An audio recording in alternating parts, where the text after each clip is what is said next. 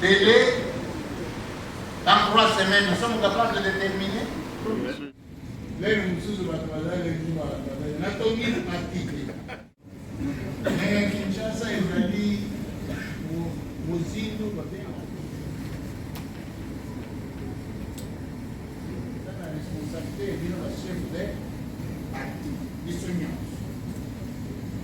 À disposition et voilà. De manière à ce que celui de mon stade de Tondi nous sous guidé bango la libanda. Oyo bakoza la libanda bakanisa été va exclure bango te, exclure muté. Faut bien communiquer. Ils ne sont pas des militants ou des membres de seconde zone. Il faut bien communiquer. C'est pour l'ordre, c'est pour éviter des incidents, c'est pour éviter que les gens ne se marchent dessus. Wanande, juste un petit rien à l'Inaïna Bakissa. Merci.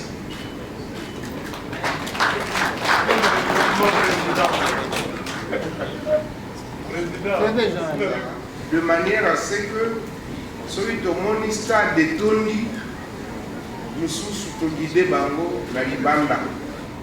Oyo bakoza la libanda bakanisa été va exclure bango te, exclure muté.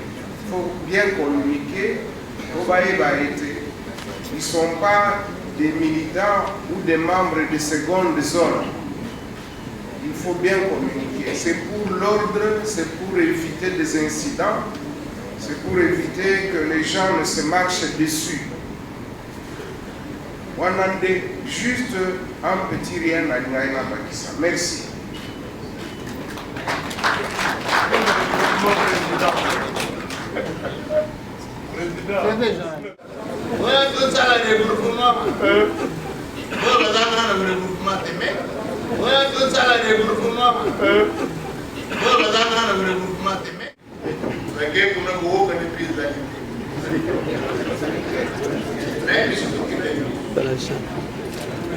Alors, il y aura des communiqués qui vont passer, des spots publicitaires, à la quartier. Premier ministre. Tout le monde doit comprendre même dans la Bible, il est écrit les ouvriers de la première ère, na baou ya dernière ère, nous sommes pas qui nous foutent. Dans la carte de l'union sacrée, il faut amour et rien à qualifier. Pour qualifier battu, pour identifier battu, non, bawana, tant que la population a pour mon abango, a za pour le bango, ils sont responsables.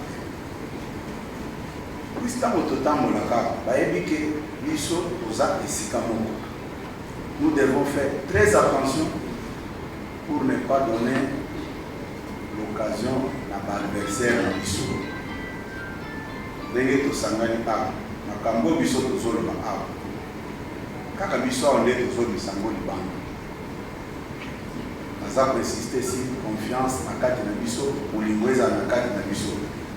Tata Mokozangoka azana posa ya mutu nyonso. Mukolo wana soki makambo eleki malamu.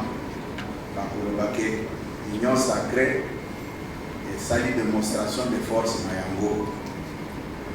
Ça ne sert à rien. Tobanda pour développer par discours, pour discréditer Baninga, pour sala attention, oya zaboy. On a mis Nazolo Makamboua. Après signature, il y a charte, les gens à Bansusu, Banukaki. Manipuler même bateau et la famille politique dans le monde. Mais il sait que l'initiateur de l'Union sacrée, c'est le chef de l'État. Bissot ne dit jamais autant de la contradiction de l'Union sacrée. Bissot nous a obligés à soutenir Makambu Nyonso. Tout ce que l'Union sacrée fait, Boye va bien que Bissot y dépasse. Donc vous allez Simana Yango pour soutenir Yango. Membre de l'Union sacrée, à vous allez bien accepté, bien accueilli au niveau de la mission IDPS. Mobilisation, tout ça, là, il y a un peu plus que ça pour la mission IDPS. Merci.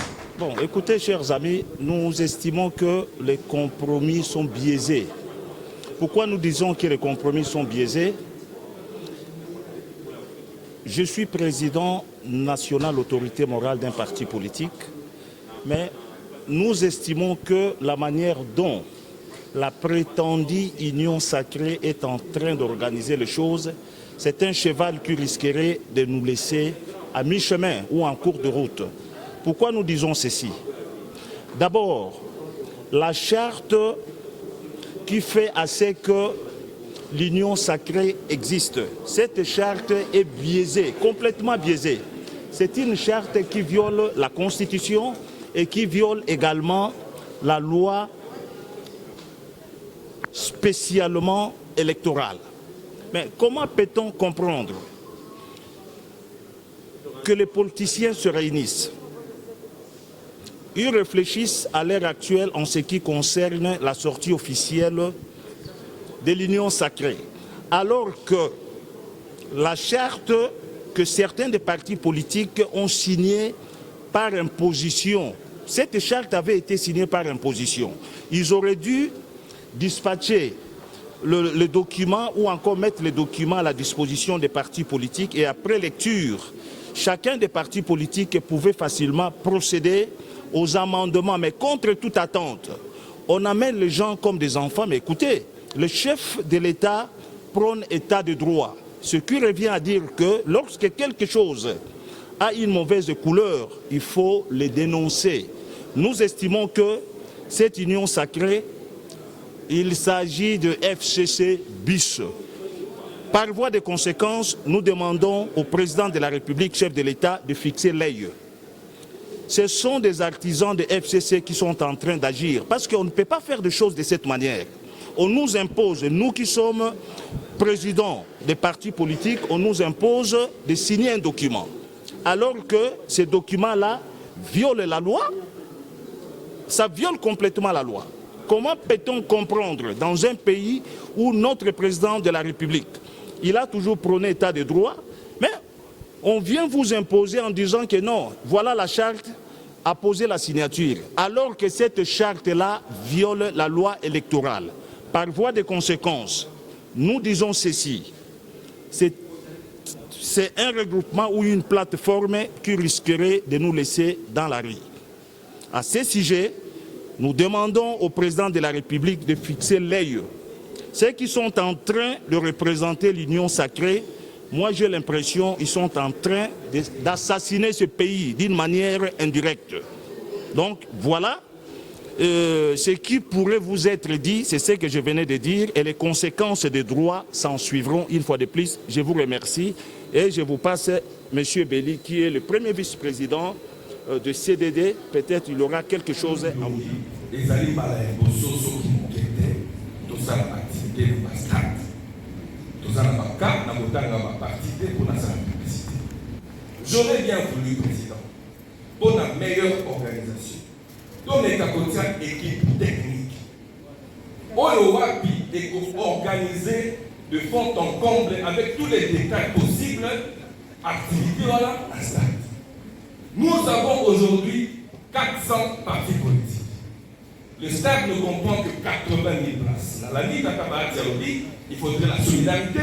Bazali Banda, Bakanisate que Bazali sous-militant ou sous-cadre.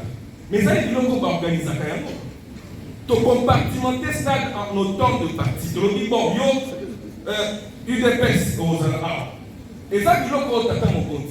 Et c'est bien, et on a déjà lundi, mardi, mercredi, jeudi, vendredi. Pour aider, samedi, nous allons organiser malade.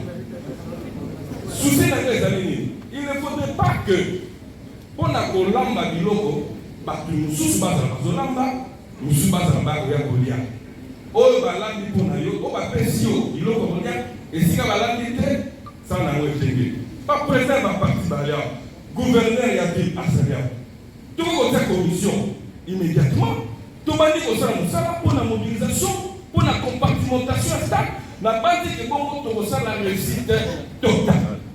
Na base na lobi na mokuse na remercier le président. S'il vous plaît, votre attention. Président, j'aimerais ici parler de la sortie officielle de la stade de Manti. Et ça, mbala liboso te, tozali awa toyebani misusu na bilongi, misusu na activité oyo esalema na bastade, na basale. Mais tu exagères le nombre. Il y a des regroupements qui existent. Mais tu exagères le nombre. Il y a des regroupements qui existent. Nous sommes vraiment madame Terra Quito. Pour la moment, nous avons besoin. Nous sommes vraiment madame Terra Quito. Pour la moment, nous avons besoin. Ok.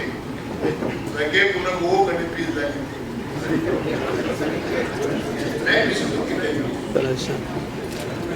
Alors, il y aura des communiqués qui vont passer des spots publicitaires à la carte quartier. Premier ministre.